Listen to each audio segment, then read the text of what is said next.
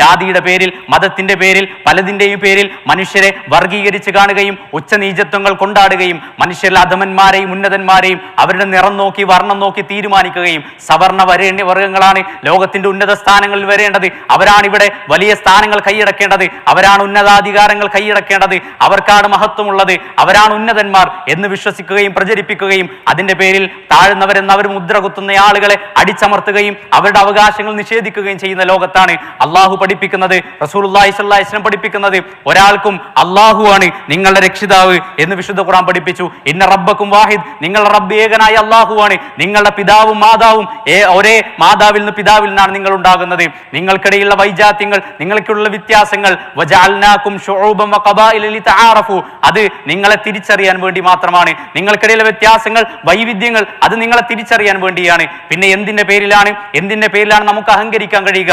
റസൂലുള്ളാഹി സ്വല്ലല്ലാഹി അലൈഹി വസല്ലം പറഞ്ഞു, ലാ ഫളല ലിഅറബിയ്യിൻ അലാ അജമിയ്യിൻ, ഒരു അറബിക്കും മറ്റൊരു അനറബിയേക്കാൾ ഒരു പ്രാധാന്യവുമില്ല, ഒരു അനറബിക്കും മറ്റൊരു അറബിയേക്കാളും ഒരു പ്രാധാന്യവുമില്ല. വിശുദ്ധ ഖുർആൻ വീണ്ടും പറഞ്ഞു, എന്താണ് ഔന്നത്യത്തിന്റെ അടിസ്ഥാനം, എന്താണ് മഹത്വത്തിന്റെ അടിസ്ഥാനം?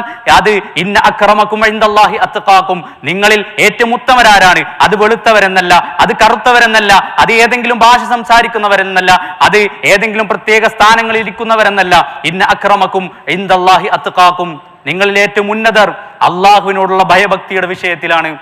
ഏറ്റവും സൂക്ഷ്മത പാലിക്കുന്നവരാരാണ്, അവരാണ് ഉന്നതന്മാർ എന്ന് വിശുദ്ധ ഖുർആൻ നമ്മെ പഠിപ്പിക്കുന്നു.